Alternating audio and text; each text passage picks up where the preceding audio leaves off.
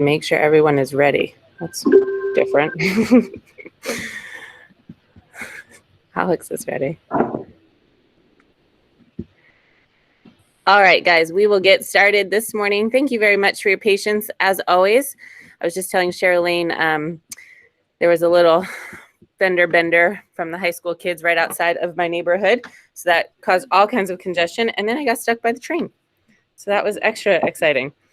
So anyway, we're all here. Hopefully everyone has a good afternoon and a good start to their day. I put a sunny picture of Charleston, hoping that maybe instead of snowy Charleston, we'll get some sunshine again. I think it's supposed to be sunny this weekend. Yeah, cold, but sunny. As long as it's not raining or snowing, we're in good shape. But anyway, we'll get rolling. We've got lots of people to welcome. We're going to hear from Allie Bring. You guys know Allie. She's going to talk to us about Gregory Ferry Towns. That is the townhome community that's off of Clements Ferry. Guys, if you are at home, please mute your mic just in case we get feedback. So we'll hear from Allie here in a little bit, but we also have some new agents to welcome. Some of you in the office have already met Suzanne Jacobs. She's over here to my right. For those of you at home can't see her, but I'm going to ask her to just share a little bit about her background and where she's from, and then I will relay it to you guys at home if you can't hear.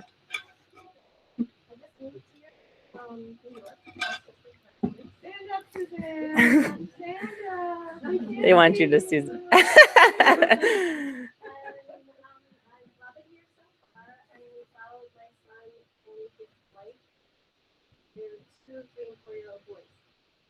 Two, 3, and 4. Isn't that crazy?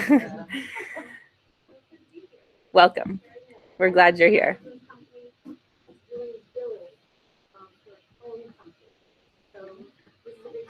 Yes. It's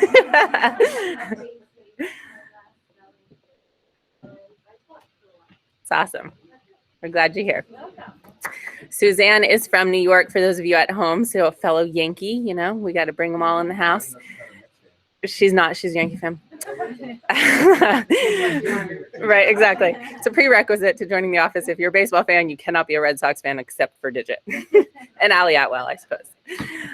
But she is from New York, and she came down here because she has 2, 3, and 4-year-old grandsons. So obviously you guys who are grandparents know the pull and the attraction for that. Worked for her husband's business for a little while prior to or after teaching, prior to getting into real estate. So we're excited you're here. Welcome to the team. And online with us this morning, joining us recently from Matt O'Neill Real Estate is Jeff Cloth. Sorry, Jeff, I'm going to get it right one day. Jeff, are you able to, there you go, tell us about you. Yeah, well, as you were saying, I'm actually on, I think, day 5 of Carolina One, so excited to be here. As Maggie just alluded to, I came from Matt O'Neill Real Estate, and when I'm not doing real estate, my wife and I are heavily involved actually in animal rescue, specifically dog rescue. So we've saved, I think, personally, 70 dogs in 3 years, rescue over 700. So, yeah, kind of what I do, basically. I either doing real estate or dogs, and then other than that, on the team. Yes, we are glad you're here. Tell them what your wife does. We've got a couple of spouses in the medical field. Oh, yeah, she does. So she owns her own practice, so she does traveling anesthesia. So right now she's actually in North Carolina. So I think she's going to get extended, though, for another few months. But... And you have responsibility of all 3 dogs plus them, right? Yes. Well, yes. Plus I have a foster dog. I have a 3-year-old German Shepherd right now we're fostering for the next 3 months. He's a say that. Sweet dog. Yeah, I don't know how you guys do that. Like a child. So. Yep. Well, welcome to the team. We're glad you're here, Jeff. Thank you. Appreciate it, guys. Good luck with your appointments this afternoon, too. Thank you. And also online joining us is Haley. Haley, were you able to pop in this morning? I think yeah. Hi. Tell us about your background and where you're coming from. I just moved over from Daniel Ravenel Sotheby's. I was there for 9 years, actually March. So excited to join the team. And I am kind of coming back from a quasi, I don't think you'd call retirement. I've still been active in real estate, but not quite as much. I have a just turning 5-year-old little boy and twin 2-year-old girls. Loving it. So just ready to jump back in and kind of learn some good new habits from Carolina One. Awesome. We're glad you're here. Welcome to the team, Haley. Thanks. All right. And also coming up, we've got some birthdays this month or this week, excuse me. We've got Tyler Davidson on the 18th. And then on the 20th is Josh Selden, who just had his first buyer clients in town from Jersey on Monday. So that was exciting for him. Maybe that would be a good birthday present. February 21st is Lisa Northrup's birthday. And then February 23rd is Connie Deeran's birthday. So we've got a lot coming up this week. So happy birthday to you guys. Couple of things coming up for your calendar. So we put this out there last week and I text Andrew in the middle of the day and I was like, Andrew, I'm not sure how we should feel about this, but we've already got $100 worth of people who want to pie us in the face. So we are selling tickets for a chance to pie Andrew or me or both of us in the face. $20 a ticket. We're going to do it next week. My personal goal for this is to see if we can raise $750. That would really crush our charity goal. Our goal was $1,000 for the Heart Association, and we're at like $1,200, I think, which is awesome. Company-wide, we're at, I think, $11,400 or something like that, and our goal was 10. So that's really cool. But you know us, we always like to go above and beyond, especially in charitable stuff. So if you haven't seen the post on the Facebook or on Facebook or in my email yesterday, I have my Venmo in there, so I will resend it out again probably once or twice between now and next week. And then we will record Andrew and I getting pied in the face by the winners. Andrew came to me the other day with this whole strategy about whether we're going to have pudding in the pie or just whipped cream. And I'm like, no. This is just pudding, Andrew. I mean, just whipped cream, just whipped cream. He's like, it was in my ears last time. I'm like, great. This is going to be great. So I might regret this, but we'll do just about anything for charity. So also coming up next Thursday is our awards. We're going to do our award segment during the meeting from 9 to 10. And we're going to also have Les as our guest. So Les will go first and do his part because his parts are usually very important, especially with IT related stuff in a virtual world. And then afterward, we're going to have cocktail reception at the office. So we've really worked hard on trying to make that a really fun, energized atmosphere. So we really hope that you guys will come and dress up. We've got a bunch of fun ideas planned for decor and style and all that, and get your picture since you didn't get to go to Carolina One prom this year. So we're going to make our own prom. Also, if you didn't see the newsletter, I put it up here for us, even though it's not that exciting. We are at 43 sales and 18.8 million, just trailing new homes, which is very interesting. In terms of units, but look at on here Mount Pleasant North. They're about the same number of units as us at 46, but they have 26 million in sales volume. So I don't know what the heck they're selling, but big ones, yes. And then up at the top there, Charleston Central, always high in units. They're at 59 units for 19 million. So they're a tad ahead of us as well. And as you can see on the listing side, this is no secret, but everybody is trailing on the listing side. We're at 5 with about 2 million in listings. So we just got to really start ramping it up and get closer to our people. Weekly production. It's seriously one of those things where you guys call me and you're like, I have no idea how we found a property for them in the time that we needed to, but we did. I was talking to Bonnie Cook yesterday and she's like, do you really think I should advise them to put their house on the market? We have no clue where they're going to go. And I'm like, well, nobody has any clue where they're going to go right now. So until you put it on, I mean, these people have been waiting like a year and a half to put their house on the market. And I'm like, just put it on. And she's like, and it's all going to work out, right? And I'm like, I don't know how, but it will. So miracles really are happening every single day. And somehow with record low inventory, we're still selling more houses than we ever have before. So you guys are doing a great job. Just keep doing what you're doing. I know it's stressful, but just keep rolling with it. Yeah, it's certainly going to get not better anytime soon. It's going to get a little bit worse before it gets any better. So far for the month of February, there's 9 listings for 3.7 million, average price of $420, 59 sales for 25.6 million, average price of $434, and then 35 closings for 14.3 million, average price of $410. Lots of people to thank for the month so far. We've got the Poppy team with 3, Bonnie Cook with 7, Val Kelly at Park Circle with 2, Pam Bishop with 2, Thorne Cathcart 3, Dominique Snyder House, Casey Benton with 3, the Renee Kramer team with 6, Tina Hartford also with 6, Homes of the Low Country with 3, Charlotte McDonald 2, the Perella group with 9, good stuff guys, Doug Getford with 4, Kristen Ackerman, Dubose Cuthbert with 2, Melissa Loy 3, Cindy Howell, Zach Llewellyn, Lauren Zarilla, Katrina Johnson, the Smith team, Laura Goolsby with 3, Hometown Property Group, Nancy Carroll Crick, the Ritter Group with 3, Chrissy Strickland, the Carrie Walker Group with 3, Karen Taz with 3, the Elite Rand Team 2, Davis and Rivers Group, Whitley Boyd 2, Cindy Ellenberger 2, Noelle Marchese with 3, Paul Lynch with 3, the Northrop Team, Leslie Evans, Ann Wise with 2, Ashley Marsh, Jane Abbott, Jen Huffman, John Neely Nugent, Mary Maloney, the Fessler Team, and Nia Swinton Jenkins at Park Circle with 4.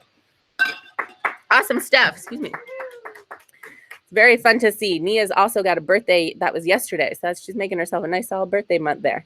Very exciting. Another reminder on these. I went through this a couple weeks in a row, but it's always worth another reminder. Don't forget about some creative ideas for this kind of market. So obviously leverage Carolina One's resources. I was talking to Jeff yesterday and he was putting stuff in Installist and seeing how that works. Val Kelly was doing Installist and she said so many people reached out to her that she actually had to take it off Installist for a minute because her phone would not stop dinging, which is really good. Leaseback or reverse home to purchase contingencies. So that's what Bonnie and I strategized yesterday. If they get an offer and they really are anxious about where they're going to go, make it contingent on them, the seller, finding a place to buy within a certain time period. Search the homes that are active contingent with kickout. That means that what? That property in the primary position has what? A home to sell. Most of the time, the home is already under contract. But if the home isn't under contract yet, you could potentially kick them out of primary position and move into primary position. Check your database for past sales that match your criteria. Search without active status on MLS so you get canceled, expired, so on and so forth. And search FSBOs and search Facebook. I was talking to another agent from another company the other day, and she's like, it's just crazy. My clients are going out and talking to neighbors, and they're going on their Facebook groups that they're in, and they're trying to find homes. But that's always happened. That's no real different than any time it was before. I mean, Greg and you guys who have been in the business a long time can tell people, I mean, that always happened where people would try to make deals on the side. So that's not really new. It's just an added frustration right now because we don't have such a supply to offer to people. So keep that funnel process going and make sure you're searching all avenues. Couple of quick thoughts and tips. So these sort of things came up in the last week or so, and I just want to remind you guys to stay on top of things, stay on your toes. Couple of things we've seen. Removing all contingencies with very little earnest money. Why would that be a risk? So you get an offer, it's perfectly clean, as is, no appraisal, no financing, straight cash, no home inspection, but only $3,000 worth of earnest money. They can still not show up to the closing, and there's nothing really you can do about it. And then you don't right. have earnest money to hold. Exactly. So if we've got 3,000 earnest money, I mean, really, who cares? I'll walk away from $3,000 if I've got 300,000 in cash that I'm bringing to the table, right? So we've got to think through that part of stuff. It used to be 1% earnest money. We might want to start increasing that a little bit to put a little more skin in the game. Financing contingencies, but no other contingencies. Why would this become a problem? Because appraisal is still part of the financing contingency. Yes, Liz and Andrew hit the nail on the head. Appraisal is still part of the financing contingency. So if it doesn't appraise, you use your financing contingency. If you have a financing contingency that says, hey, I'm getting a 20% and I'm going to put 20% down, I'm getting an 80% loan. If I don't verify where your 20% is coming from and it's tied up in another house and you didn't put a home sale contingency in there, your financing contingency protects you. So we've got to be real tight on all those things. And I know we could easily flip the script on this and we could say, oh, well, if I'm representing a buyer and their down payment is in their house in New York, and I don't say that I have a home sale contingency, but she's putting 20% down and the 20% is in the house in New York, and then the house in New York doesn't sell. Yeah. True story. We don't make these things up. So, I mean, really, there's two sides to all these scenarios, but just stay on your toes.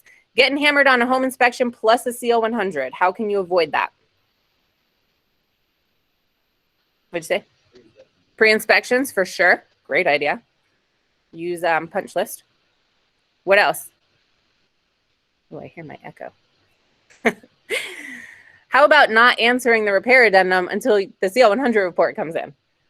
It's tricky and it's hard to juggle those timelines, but negotiate your timeline for response to be longer so that you can get that CL 100 done too. I'm helping Dominique since she's out on maternity leave, and that's one situation that we're in now. And I just flat out communicated to the other side. I said, we're not going to answer the repair request until you give me the CL 100. And she gave me the CL 100 within like 5 minutes. So, it's for their benefit, right? Like I want to have a good response for you. So it's for their benefit. This has happened a couple times recently. Seller says, I will just let them walk away and go back on the market and sell it to someone else. Why is that a problem? Bird in the hand. Yeah, bird in hand. Double the work if you're the agent for sure. The stigma of going back on the market. But also, the seller really doesn't have the right to just let somebody walk away from the contract. The seller very rarely has the right to terminate the contract. We've experienced this 3 times in the last week. One time, our listing agent just said to the buyer, they've had a change of circumstances and they don't want to sell their house. They'll give you all your money back and pay for what you've done in inspections. And the buyer said, okay. Very uncommon. But the other 2 times, they're like, I just don't want to negotiate with these people. They seem like they're going to be too hard on me. They might sue me after closing and I don't want to sell it to them. So that's really shifty, especially if we start getting into some fair housing stuff, which we have to be very, very careful about. So if you have a situation like that, think through it. Let me help you strategize. But these are some scenarios that have come up recently.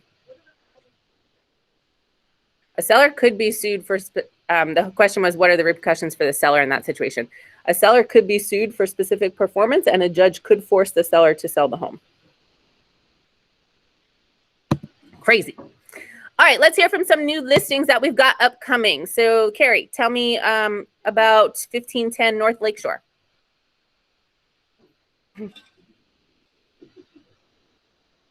Yeah, you.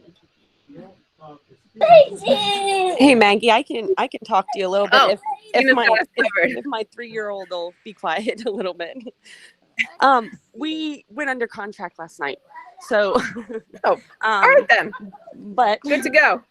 yeah, we're good to go. But you're welcome to come and see it for any sort of backup offers or things like that. If you'd like, the seller is very flexible and open to all options. So it was a crazy day yesterday. We had 21 showings in one day. It was a crazy day. So it was a lot. I hope your sellers were happy with your exposure. He handled it like a champ. I know he did not put his phone down all day because he was approving showings all day. So he did very well. So that was good. But thanks for giving us the opportunity to talk about it though. Yeah, no problem. Congrats on the ratification. Thank you. All right, Cindy, are you on the line with us this morning?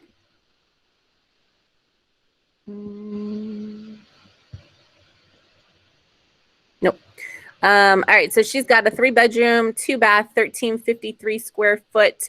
Looks like a condo in 7 Farms, 254 7 Farms, listed at 310. I'm sure that's not going to last very long. So reach out to Cindy if you've got somebody.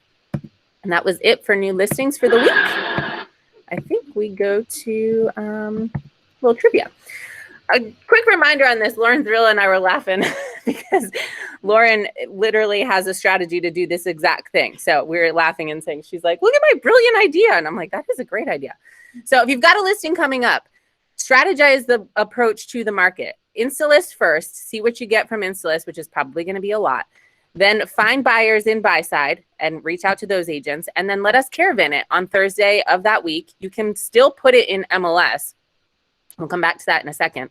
And schedule an open house Friday or Saturday of that week to get some exposure, then receive and present all your offers and respond and ratify 1, maybe 2 at a backup offer. So speaking of that, here's an example. This is make-believe. I just made that. Melissa Loy was doing a real estate review this week to past clients. They said they would be interested in selling the home if there was an easy process to be laid out for where they would go. Later that day, Melissa called Lauren and told her about the potential listing because she knew Lauren might have a buyer.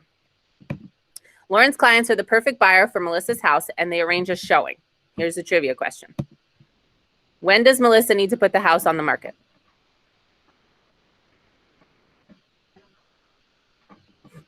True or false? Melissa said we're the same agency. I don't have to. You guys agree or disagree? Bonnie says she doesn't, question mark. You're right. I was tricking you guys. And I mean, I failed. You passed. She does not have to put the house on the market because we're the same agency. If it was Melissa calling agent owned, when would she have to put the house on the market? Within 24 hours of her making that phone call. Okay. True or false question.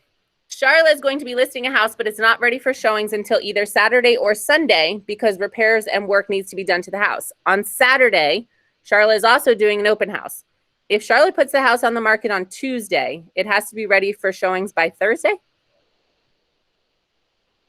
False? False? Anyone? Anyone? You're correct. It's false. Good job. You can put a house on the market and delay showings for 7 calendar days. So keep that in mind. Not ideal. You're going to piss off a lot of agents, but you can actually do it and be compliant. All right, moving forward. Allie Brink, tell us what you got about Gregory Ferry. Hi there. Thank you so much for inviting me this morning. We're really excited to finally be able to launch Gregory Ferry Towns. This is Mount Pleasant's first workforce housing. We're offering 36 townhomes. All will have attached garages. We started site work preparations 3 or 4 weeks ago. Of course, we're getting hammered with this kind of weather, but it is what it is with new construction. For those of you not familiar with the location, it is strategically located along Highway 17, just across from the markets at Oakland. I think you have a map in here, don't you? Yeah, there you go. Yes. Yeah, there we go. So pretty close by to Costco, medical facilities, town center, certainly, beaches, 526, is a straight shot down 17, as is the Ravenel Bridge. So we've seen a lot of buyers that are having to commute from elsewhere. I mean, some people are spending 10 to 12 hours a week just commuting to and from work, because they have to live. I mean, it's crazy. I can only imagine what you would do with 10 to 12 more hours a week if you were in your car. And then, of course, rent is certainly high in Mount Pleasant as well. So this is an alternative for home ownership in Mount Pleasant for our school teachers and first responders, office workers, folks in the tourism industry as well.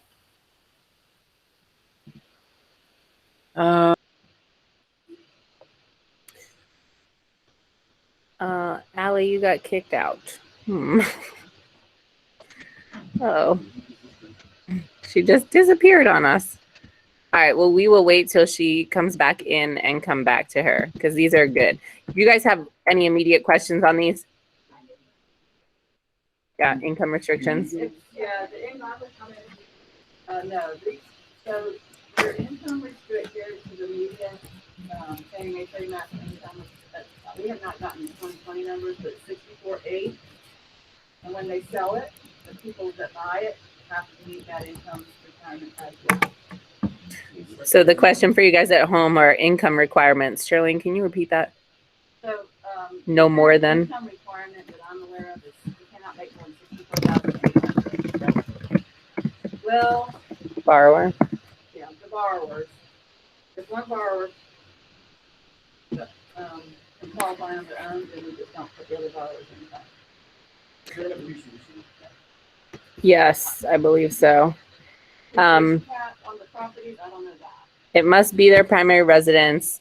Their question was, are there rental restrictions? Allie's back. Allie, we're just running through some questions here. And the next question is, are there, it seems like the income restriction on it is they can't make more than 64.8. Is that right? Yes, and I apologize for that. I guess my computer is possessed by demons this morning. I'm so sorry. Okay. Yeah, so Gregory Ferry's whole premise is to keep it attainable for Mount Pleasant's workforce. And there are master deed restrictions in place to do that for the next 75 years. So the maximum household income, and this is for 1 to 4 people, must be under 64,800. And that number is it represents 80% of Charleston's area median income as established by HUD. And that number comes out every June or July. And so this time last year, just so you have a comparison, we are very blessed to live in an area where people do typically make, a little bit more money every year. So that number in February of last year was 62,300. So it did creep up just a little bit. And of course, we'll have a new number that HUD will publish early this summer. So rental restrictions, yes, they are. The homeowner could have a tenant. Let's say they got a job transfer and had to move to Atlanta for 2 years. They would be allowed to have a tenant who would have to meet the same household income requirement that the buyer met. And Housing for All Mount Pleasant will actually be overseeing that process. There is, they can certainly sell their home. There's no time period, where they're restricted in doing so, but there is a cap on appreciation. And again, keeping in mind that the whole idea is to keep Gregory Ferry attainable for the next 75 years. Wait a second, Allie, you cut out as soon as you said what the cap on appreciation is. It's tied to the consumer price index, to the CPI. Okay. Answer your question for the most part. It's a variable. There's a cap, we can send over this. In my opinion, I'm like, at a copy of teacher, I know they can, now, I know it would have been the point if I didn't make crap ton of money off the house. So I would like to. Wait, so what is actual, I guess the I can't hear. yeah, they're concerned about understanding better how the CPI index would adjust the appreciation aspect of when they go to sell the house in the future. Yeah, I mean, it goes up and down every year, and it'll be tied to whatever the consumer price index is doing 5 years from now.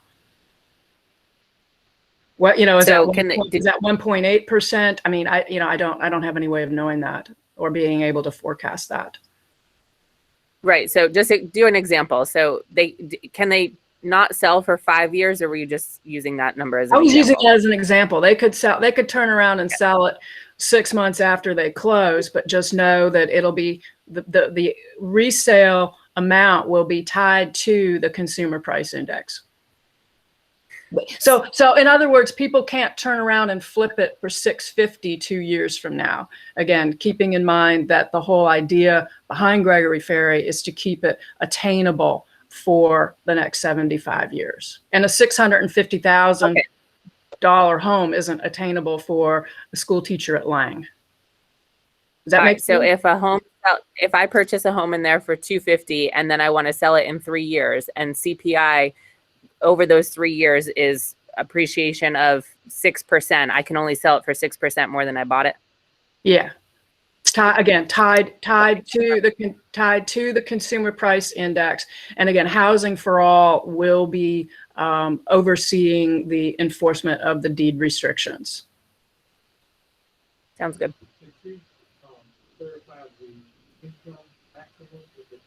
Yeah. Allie, do you know for sure if the 64,800 is for total household income, or is that just for the borrower's income? It is 64,800 is for a household of 1 to 4 people. So if it's 5 people, it'll be a little bit higher than 64,800. It's household, not just borrower. Okay, so you have to receive income justifications from every person moving into the home, even Yes. like a Yes. 15-year-old. Yes. And again, Hey, Allie, Tommy, love it. hey, Tommy. Okay, somebody with job insecurity, they buy one of these units, and 6 months down the road they go to sell it. You're limiting the appreciation on it, but then to pay a realtor 6% or 5% to sell this thing sounds like kind of a losing proposition for the owner. It might be. Yeah. Okay.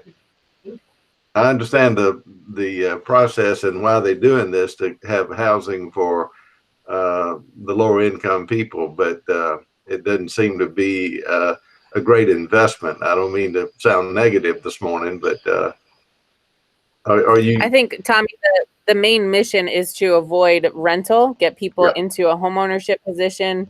If, let's say you sell it to, like Melissa used a teacher as an example. Let's say you sell it to a teacher and then the teacher transfers to another location. They can rent it to another teacher. They just have to have the same income requirements. Right. So it's not going to be for everybody. And honestly, Tommy, we have had inquiries where buyers perhaps do want a greater return on their investment, and certainly that's a decision that they're going to have to make. Okay, I get it. I like the price range. Well, so do 14 people right now. We've got 18 homes that will have a delivery of this summer, and we have 4 of them that are left. Great.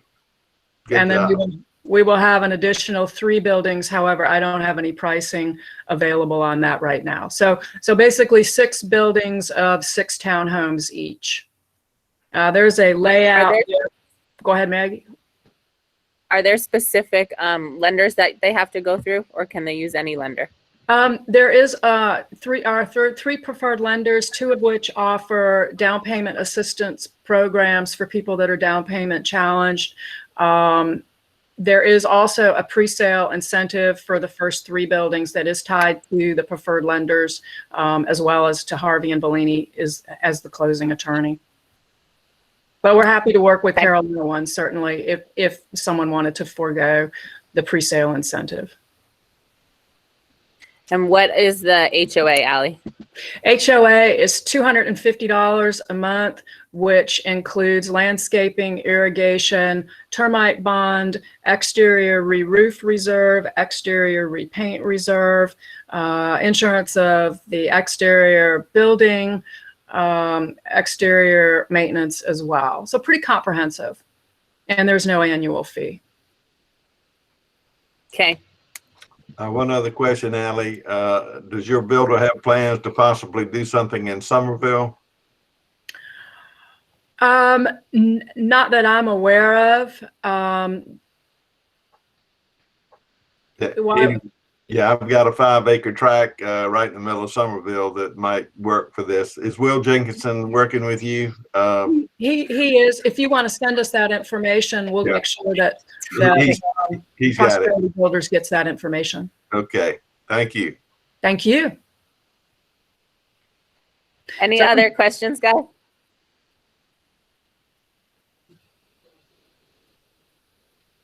right, Allie, anything else to share on them?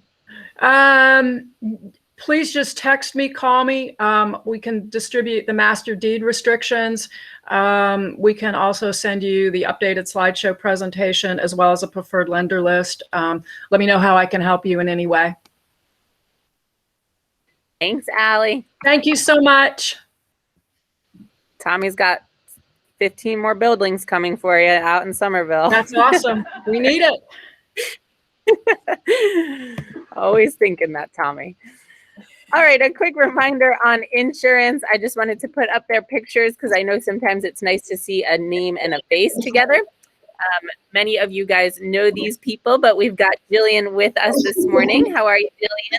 Hi, Maggie. Hi, Long Point Road. It's so good to see your faces. I tell you what, I'm sure I'm not the only one, but I like to miss people, like in person.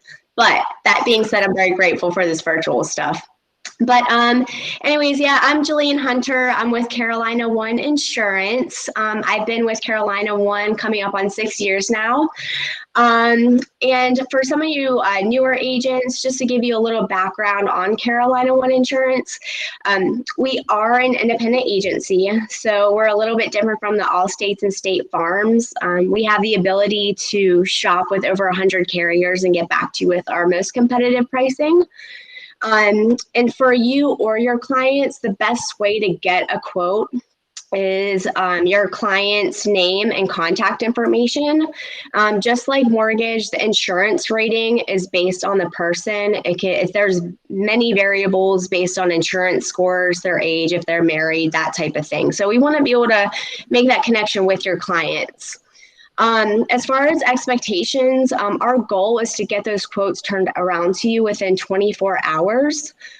Sometimes there are some risks or homes that may take a little bit longer where we may need to send it off to an underwriter, such as older homes or proximity to the coast, that type of thing. So we'll let you know if we do have to make that adjustment, just to give you a heads up on the length of time on that return of the quote. Also, we know things happen with buyers. Sometimes insurance gets missed in the shuffle and it's the 2 days before closing and insurance hasn't been bound. So if that happens, just call us and just let us know what's going on. I mean, our job is to make you guys look good. We'll make it happen, or try our best to anyways. Also, if you guys haven't used us, give us a try. Send over your information, your current insurance. We'll review it, we'll shop it, and if for some reason we can't beat the coverage or the rating, we'll let you know. So we'll be very transparent about that. But if you haven't used us, give us a try. That way you know what the experience will be like for your buyers. I think that's pretty much everything that I have. I really appreciate the time, Maggie, and our phone number and email is up on the slide. So don't hesitate to call us. We're just a phone call away. We're happy to help in any way that we can. Awesome. Good to see you, Jill. Anybody have any questions? Okay. Moving forward to our mortgage team. Andrew? Jeez, Andrew. Good morning. Good morning. What about your stuff? After the fact. All right. Oh, yes. Thank God. This thing is thick. By the way, Carolina One Mortgage, if anybody wants them? All right. All right. Who has their phones out? Everybody get your phone out. Or if you're at home, pull up your computer. Patty, I know you have this because we already went through this one time. If you don't have Palm Agent on your phone or your computer, we're about to show you how to download it. Everybody have it out? Go to your apps.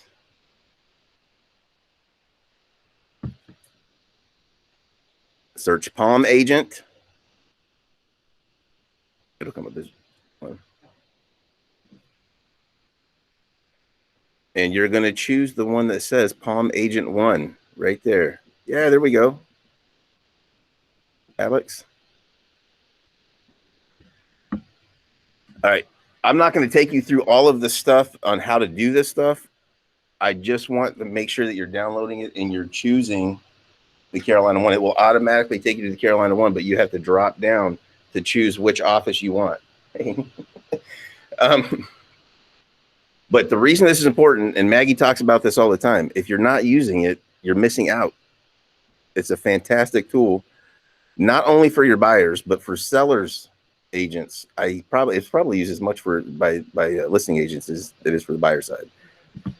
But you can create stuff for your buyers, and it all is real-time information, right? So when you go in there to do a cost estimate based on a certain purchase price, or you want to back into what a purchase price would look like based on a targeted payment, or figure out what the payment's going to be based on different down payment amounts, you can go in there and adjust these right over here on the left to your buyer in this section here, and it will pull the information up. What am I doing here?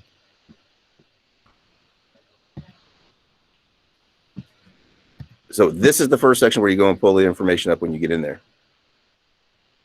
This is how it will look when it turns out. All right. I believe that they're co-branded actually when they send them out from the real estate side. And the information is real time. It pulls over title costs from Weeks direct, just the same as we do. It pulls our current rate sheet for the most part. It's not a quote. Make sure that's important. You understand it's not a quote, right? This is only for comparative purposes or to give an estimate out to somebody who is looking. You still want to call us to get a specific quote, right? Because it varies depending on the individual, certainly. But you can send these directly from your phone or from your laptop. All right. And I do think that you have to download on your laptop as well if you're wanting to use it for your from your computer. This is where I see it used most often, probably, or that I'm asked about it most often, is on the seller side. You can go and create real-time seller net sheets. All right. And you still have the ability to go over here and adjust the numbers based on whatever cost you think may be associated with your specific seller's situation. But again, it breaks it all down in a nice little format here that you can send out, and you see all on the right hand side those little different templates that you can plug it into to make it look all pretty and nice, and send it directly from your phone, by email, whatever, however you want. You can text it, or you can print it and put it in your listing presentations. Has everybody found it? Has everybody downloaded and figured out how to get it downloaded at home? All right. It's a fantastic tool. It's available for everybody. So if you're not using it, again, you should be using it. So how do I pull this up? Yes.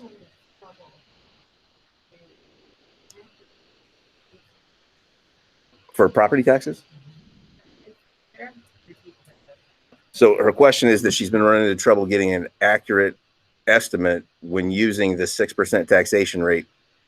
But there is, if you look at the video I just sent out 2 days ago, there is a new feature of Palm Agent that's called Home Link.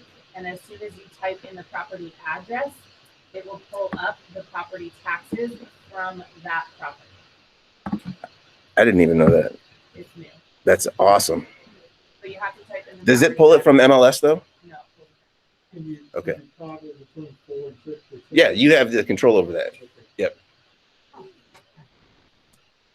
Just watch the tutorial on the YouTube page that I sent out two or 3 days ago. Okay. Yeah. It's in an email. No, isn't that what you put in the? Oh no, that was Lolo. Never mind. All right, this is actually, I threw this together last night. Just stuff that I've been coming across and reading in this past week, and different little nuggets and tidbits that I thought were interesting as far as how they affect our market. Right? Has anybody heard that rates might be going up a little bit? You've heard that too? I've heard it. I've heard it since last Thursday. Actually, I've heard it for the last year and a half, and they finally started to do it last Thursday. Rates, the 10-year, I almost gave the whole thing away. What are interest rates based on? 10-year Treasury, right? They're pegged to the 10-year Treasury. The 10-year Treasury is at the highest it's been since February of 2020. What happened at the end of February of 2020? COVID. So that tells you that rates are on the uptick right now because the market is improving. The economy is still swinging hot right now. Right. The next thing I read was that foreclosure moratorium has been extended again from the end of March through the end of June. So they've extended the ability to apply for the forbearance to the end of June, which means that there's a lag period right after the end of June of when they have to repay it, right? Because if it's 3 months, then that would put them into September. That's only for FHA loans. All right, FHA-backed loans. Here's what I read that was really kind of shocking to me that was important, that I thought was interesting, is that Fannie and Freddie have their own program, but you can defer your payments for up to 15 months. So what do you think they do with that? If you don't pay your payment for a year and 3 months, what do you think they do with those payments? Tack it on at the back end of the loan, right? They extend the term of the loan. The reason that all this was interesting to me is because of the stuff that we've been talking about inventory. This is not a looming shadow inventory based on this, right? Even if we're just talking about FHA mortgages, which make up like 54% or something like that of the total number of mortgages given, that means that 44% of them, or 40 whatever 6%, are Fannie Mae and Freddie Mac. That means even if those people are struggling and they're in that forbearance period and they have 15 months, we're not going to see that as a shadow inventory until 2023, right? And then from there, they still have to not make a payment for 4 months before they foreclosed on. So none of that shadow inventory really is looming as a threat right now. It's going to all of a sudden flood the market, which not to say that we don't need those, but it's to say that those people are out there as opportunity so that they can sell before they get to the point of having to be foreclosed on, right? Because that money still has to be paid somewhere. All right. From when they apply. Oh. Get those back teeth.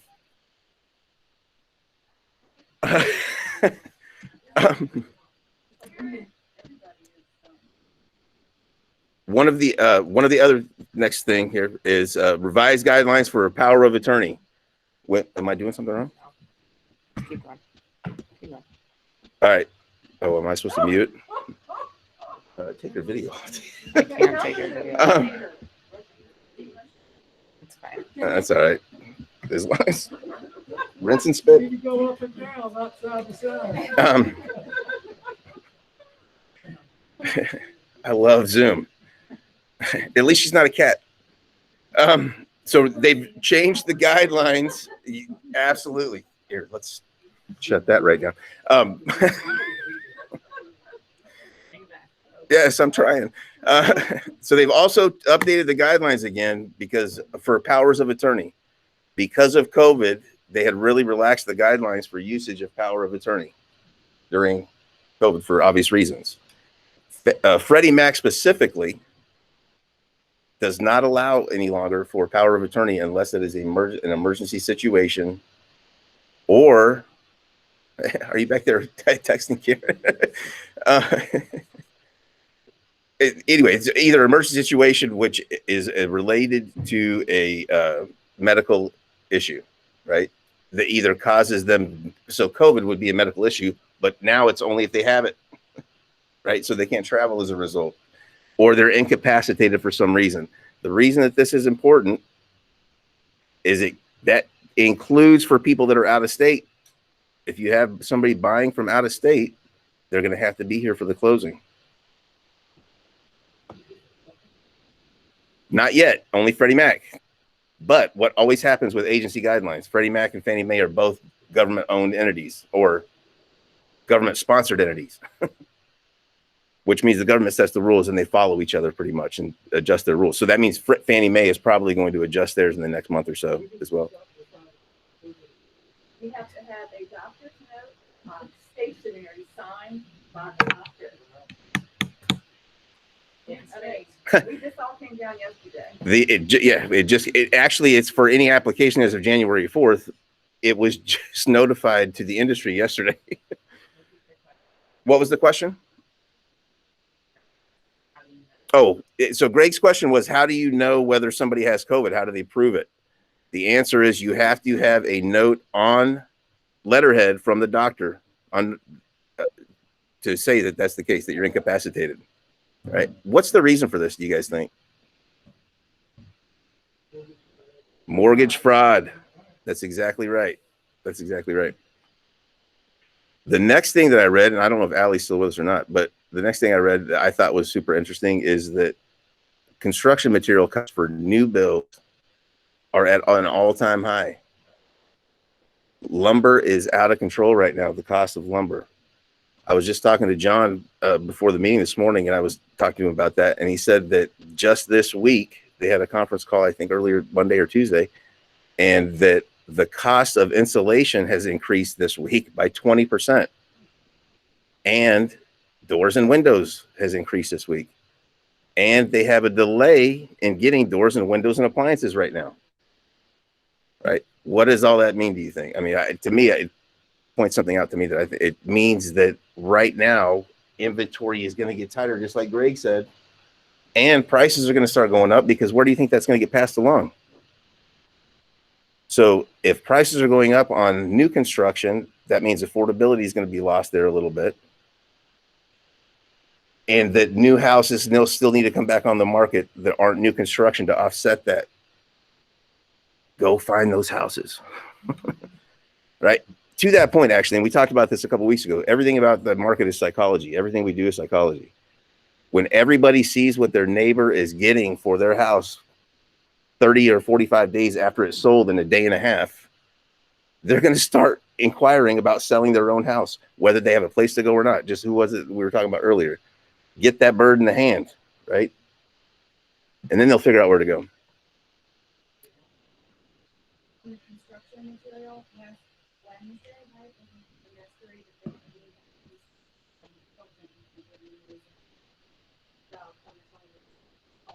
they Did he give an idea of how long he thought it would take to trickle into the pricing?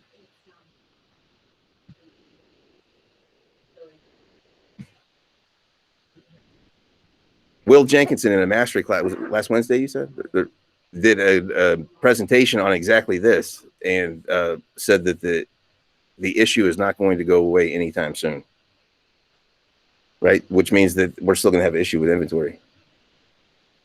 And rising prices. That's the other thing. That is a fulcrum point, leverage point, for pricing to increase, because it's already tight because of the inventory anyways. But if material costs are going, it costs more to build a home from scratch than it does to own a home.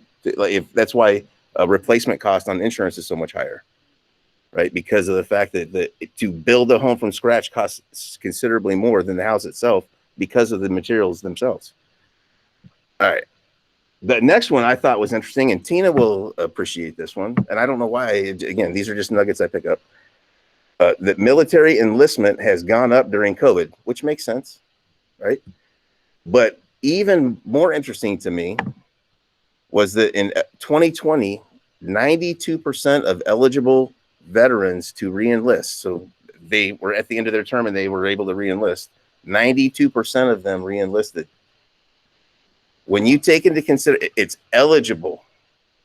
When you take into consideration 8% just by natural attrition, because people are eligible after 20 years, but they decide to go ahead and retire, everybody's staying in. Why is that? Where else are they going to work? They don't throw me down that line. But it's a result of employment, right? So that's a stable job. Obviously, that's going to continue. Where do we live? We live in Charleston, man. We have the Air Force and the Navy right here, right on top of us, and people moving here all the time for it. I don't know why I think this, but somewhere in there is opportunity. I don't know exactly what it means, but I figure that is opportunity. Don't you think somehow? All right. Rates are up, but psychology of the market. If I showed you this rate sheet without you having known what the rates were 2 weeks ago, you would think that this is an incredible rate sheet. It absolutely is. Psychology of the market, right? It's gone up by 0.25% on the VA jumbo from 2.375% to 2.625%. I know. It's still historically low. What are you waiting for, guys? Right? I will tell you this, actually. Again, the way that my mind works sometimes, I actually think that the rates adjusting up by a couple of, like a quarter, is going to help inventory. Why?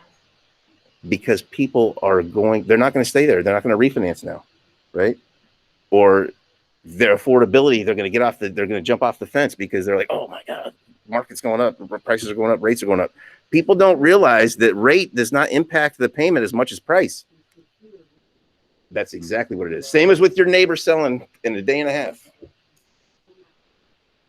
All right. Thank you, Charlene. You're up. Any questions on any of that?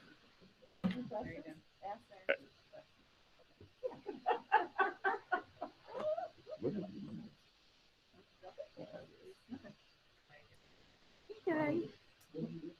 Come, stop by and get one of these cool masks, you guys. They're very comfortable. Anyways. All right. So thank you guys so much. We had a fabulous closing week in the last 5 days. Thank you to Jen Huffman, Paul Lynch, Miriam Maloney, Ann Wise, Ashley Marsh, Bonnie Cook, and John Nugent. This is one of the biggest lists since I've been here in 3 years. Thank you guys. We appreciate you all so very much. So anyways, if we're pulling our hair out, that's why. But anyways, but we get it done. So, and thank you guys. We had new loans this week with Laura Goolsby, Paul Lynch, Bonnie Cook, and Karen Tawes. So I'll just say with Bonnie Cook, I think this is probably one of the ones she said, I'm selling the lady's house and where are we going to go? Well, she found her a great place. The client is thrilled. And Karen Tawes, I told her, I said, check with Stacy Brooks on your North Charleston needs because Stacy's always buying and flipping. So that the house Karen sold never went to MLS. Whoop, whoop. Anyways, so because, you know, when Andrew and I have clients that are trying to find a house, you better believe we're watching Facebook all day long so that in case we see something that y'all might miss, or maybe you weren't on Facebook for 2 hours and we reach right out to you, because that's where I'm seeing so much of that information. Besides, I don't see InstaList, but anyway, so we're always looking out for you because it'll be a closed deal for us sooner or later. Anyways, so we had a lot of new referrals this week. And so when we put referrals in here, these are people that we have actually pulled credit on. They have done loan applications and we are working with them. So Elizabeth Murphy, Nia Swinton Jenkins, Carrie Walker, Bonnie Cook, Tina Hartford, the Renee Kramer team, Molly Lawson, Poppy team, and Leah Fry. So thank you guys so very much because at some point, all those folks are going to buy a house. So we appreciate it.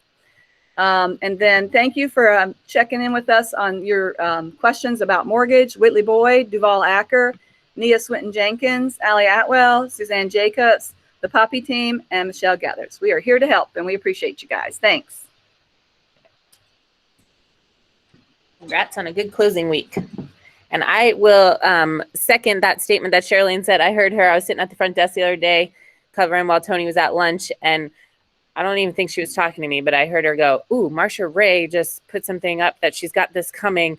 I think I've got somebody for that. And she starts going through and she just started matchmaking. So it's definitely helpful to have a lender who gets that side of things. So thank you guys for being that way. All right, we will wrap this up with just my great, wonderful, genius idea that I know you all are going to love. So if you don't love it, pretend that you do so you don't hurt my feelings. Because I really thought this was a great idea. All right, so it's going to take me a second to get there. So bear with me. But, oh, there's some questions in the chat box. I'll come back to them at the end. Yes, we'll do have wants and needs at the end, Kimberly. Okay, so real quick, Go Giver. How many of you have read The Go Giver? Almost all of you, right? What are the 5 laws of stratospheric success? Forgot. The stuff you do, exactly. Okay, let's cut to the chase. The law of value, your true worth is determined by how much more you give in value than you take in payment. That's probably my favorite one. The law of compensation, your income is determined by how many people you serve and how well you serve them. The law of influence, your influence is determined by how abundantly you place other people's interest first. The law of authenticity, the most valuable gift you have to offer is yourself. And the law of receptivity, the key to effective giving is staying open to receiving. It probably took me 3 years of knowing this law to understand it. The key to effective giving is staying open to receiving. I'm not very good at accepting help, but I've gotten better. So the one I want to focus on today, even though these are all really awesome, is the law of authenticity. The most valuable gift you have to offer is yourself. Why do you think I want to focus on that one today? You're all going to be like, oh my God, Maggie, are you going to talk about self-care again? Because nobody cares, right? Well, I'm not going to. I'm triggering you out. Not talking about self-care today. So if the law of authenticity says the most valuable gift you have to offer is yourself, what do you think I might be referencing if I'm not talking about take care of yourself first? That is important. Show up. What else? Have a good attitude. Time. Laura Goolsby, what do you mean about time? Said time online. What else? Listening. What do you guys do every single day? Protect your time, protect your process. Every single day, what do you provide to people? Information, customer service, experience, assistance, skills, right? And who are these people that you provide all of this to? Yeah, so your clients, right? Sorry, that slide came up twice, right? Your clients. Your clients over time eventually become your what? Andrew had one category that we call it. He said sphere of influence. What else? What else do you call your people? Your friends? Yeah. Your advocates? What else? When you go to call somebody and get their address because you're going to mail them something, where do you go to? What'd you say? Database. Your database, right? A lot of you call it your database, right? These are all things. It's all the same thing. I'm going to ask you to shift your mindset a little bit and consider calling these people your client community. And I know this sounds ridiculous. You're like, why does it matter what we call them, right? But there's a reason for this. So if we can shift our mindset to start saying, oh, let me go look in my client community and see if I have any matches. We change our perspective to saying, Suzanne had 3 past clients that she met with this week. There's no such thing anymore as past clients. You can get all this information on YouTube and all these webinars, and Lauren Zerl and I were talking about Tom Ferry. And it's just a common thing that we say all the time. Kristen, I'm calling my past clients today. I'm going to reach out to one of my past clients and see if I find anybody who wants to sell their house. But really, if we want long-term sustainable relationships with customer service, it really probably starts the day they close on the house. But instead, a lot of us, especially if it's a stressful transaction, I can think of 2 clients I have where I'm like, I don't ever want to talk to you ever again after this transaction. In fact, I almost quit real estate because of you, right? But if we shift our mindset really simply to just start saying, I don't have any past clients. I have active clients and I have current clients. And every single person you ever sell a house to is a current client. The only difference is some are active and listed or buying right now. But think about it this way, right now, especially, everybody wants to be a part of something. Everybody's yearning for this sense of community. And this really hit home with me when we did the vision board exercise and we were here until 9 o'clock. We had so much fun and there wasn't a ton of us here, but we just had such a good time. And everybody was just loving the togetherness of it. People really do want to be a part of something. You right now as real estate agents have the opportunity to build a community and a network and give them that sense of togetherness on one of the hottest topics that everyone is discussing relating to the largest investment of their life. That's a pretty powerful position to be in. I went to the ENT yesterday and I walked in and he's like, what do you do for a living? Why'd you move here? Blah, blah. And I'm like, well, I moved here to work with inmates, but now I do real estate. And he's like, real estate? What are you, crazy? And I'm like, well, you look in people's ears and nose all day. So I think you're crazy. But truthfully, like he's a doctor. Yeah, probably well-educated and probably in tune with what's going on in the world. But every single person you talk to knows what's going on in the real estate market. There's not one person, well, they think they do. Let's clarify that. There's not one person who knows it's busy and it's crazy out there right now. So you have the opportunity right now to build your real estate community in a way that's totally agreeable with the world, in a way you've never thought about it before. So many of you might be thinking, well, I do that. I have a community of people. You know, I do client appreciation parties and I send them real estate market updates and all of that. But have we gone one level deeper and brought them together? And how do we do that if, you know, we could have a client appreciation party like many of us have done, but then all those people have to wait until next year to see each other again, to connect again. And really, they probably never really even connected the first time. So how can you build a client community right now in a COVID world? What'd you say?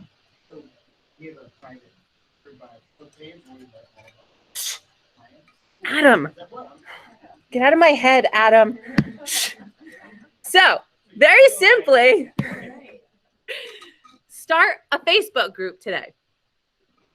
Very simple. Or an Instagram group. Adam was, for those of you at home, saying they already do this. I told him to stop talking. Start a social media group titled Your Name Client Community. Kristen Davis's Client Community. Call the people, make it 5 or 6 touches in a row, call them and say, hey, Kristen, I'm about to send you a Facebook invite in the next couple days to join my client community on Facebook. It's going to be resources. It's going to be, you know, information on the market. It's going to be putting you in touch with other people who might live nearby you. So reach out and connect and join the group once I send it to you. Facebook naturally will remind them that you invited them, I'm pretty sure, but you could do it on Instagram too. Invite them, remind them, add it to all of your marketing. Every time Lauren Zerrillo sends a postcard, she can say, join my client community. There's got to be a level of exclusivity to it, I think, but it's certainly another option to get people to join. And then use it. What could you do and how could you use it? Connect neighbors and nearby people. If I sold a house to Ashley Marsh and Kristen Ackerman, I know they both live in Seaside Farms, I could tag them on the page and say, Ashley, reach out to Kristen. You guys just became neighbors. And then they could start connecting. Market updates. You guys all do market updates. Lauren does market update videos. Duval's done market update videos. Put them on there. Put them on your page so people can see. Share success stories. How cool would it be to share a story? Suzanne Jacobs just moved into the neighborhood. We had 7 different multiple offer instances, and we finally got one. I know you all join me in congratulating her. This is her first purchase. She's off to a great start. And everybody will like that and encourage her. Introduce clients with similar needs and requests. If Allie calls Carrie Walker and says, Carrie, I know you aren't my agent anymore because you sold my house recently, but I need somebody to put a fence in at my new property. He can connect Allie to Adam on his Facebook page because Adam just used that fence contractor that he just referred to Allie. Hey, Adam, you might want to reach out to Allie. She just is using the fence contractor. Give her your experience. So you can really leverage it to build some really cool community resources that we couldn't really do before COVID because nobody was going to online resources as much as they are now. And celebrate yourself, celebrate your clients, celebrate your wins, your victories, your advancements in the industry, all of that stuff. I think it's really fun. Adam, give us the feedback and the ripple effect that you've seen from having it. Well, we're still in the process of getting people together on it. But I think it's just, I mean, this is what we're talking about.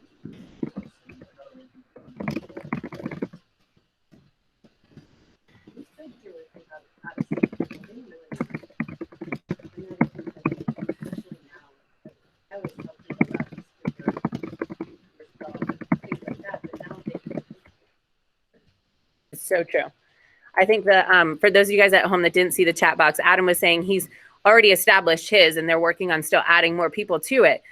But it's just great to be in front of people. It's a great way to have resources and share resources. Lauren said it's awesome for out-of-state people. I didn't even think of that because they come here and don't know anybody. So that's a great resource. I think the ripple effect from what happens after you do something like this is huge. Just a couple of things that I thought of. You've got a connected group of people that are like-minded. Most of the time, you guys are working with people who are similar to you in terms of hobbies, style, personality, beliefs, all that kind of stuff. You've given your clients what they want, and that's a huge piece of it. They want information. That's how Zillow was born, right? People want to know what's going on. You've got 100% control over a platform that allows you to do pretty much anything, and maybe not 100% control because you're not Mark Zuckerberg, but I mean, you can build confidence through that with your clients. You can inspire long-term relationships. You can deepen trust with them. You can generate referrals locally and worldwide. So remember the statistic where in any given year, 6 million homes will transfer across the country. And so far since COVID started, and we're not even at the year mark, it's been over 8 million homes transferred because people know they can live and work from wherever. Generate referrals. That's a huge, huge added bonus to this. And a bunch of other stuff, exactly what Lauren and Adam had just said. A couple of things online. Would we need to make sure we label it somewhere with Carolina One and Realtor # following the rules? Yes, for sure. That's why I think to make it your client community, you don't necessarily have to say Lauren Zerrillo's real estate clients, because I think you'll also get more people involved in that, but that also makes it almost sound like a business. So you've got to be careful with that, and we can help. So ultimately, I think that the greatest idea of this whole thing is just to really switch and shift perspective with the current times. There's a handful of agents in our market who are sitting waiting for normal to come back. They're waiting for the market to change and go back to what it used to be, and it's not going to. I know that you guys all agree with that, but it's just not going to happen. So we've got to just start being open-minded to how do we pivot And how do we switch perspective? And this is nothing more than a mindset shift. You guys already have built the relationships. Now we're just going to find a different way to connect them and make them a little bit more intimate. So spend some time today. Don't get bogged down in the weeds on it, because it becomes counterproductive. And let us help you build that real estate community. You've got 3 leaders in the office that are millennials. I know you never wished for that, but you got us. So let us help. If you're struggling with how to do it, many people can help with it. But it's just a different idea that I hope you guys really thought was creative until I knew Adam was already doing it. Great minds think alike. We'll go with that. But let us help you. I think it's a good idea. It's a good way to just shift things up. And I don't know really any other realtors other than Adam who are doing it. When I thought of it the other day, I was trying to think about, I was talking to my mom and I'm like, my job is no different than your guys' job. And the number one place you guys go to after you ask like each other for resources is what? The Facebook page. So I was like, oh my goodness, how great would that be if you guys created that same feel and same connectivity with your clients? I called my mom. She was all excited. And then like 4 days later, I'm like, Mom, did you make your Facebook page? She's like, no. Like, dang it. You need an accountability coach, woman. She doesn't care. Over 8 million. Yeah. Lauren asked to clarify the stat. Over 8 million homes have sold since COVID started. And it's usually in any given 12-month period, it's 6 million. Yeah. So that's encouraging. You know, it's tough. It's hard to find properties, but clearly you guys are needed. I mean, that is the only way people are going to move and actually have a successful, smooth process. So reach out to Adam. He's already got the page. Tina has a bunch of these resources already naturally from what she does. That's how she built her business. But reach out and make those your resources and tap into those things and just build your community and let us help you. All right. Thanks for hanging on and tolerating my genius, not genuinely original idea. Stay on for prayer room if you would like. And if you have wants and needs, throw them up in the chat box and we will send them out to the office. All right. That's it, guys. I changed the song for y'all. I've got a theme song today. I've got a theme song. So I asked my friend in Dallas how she's doing because they don't have, nobody has power and there's icing in ice. Everything's iced up. So this is what she sent me. Hang on.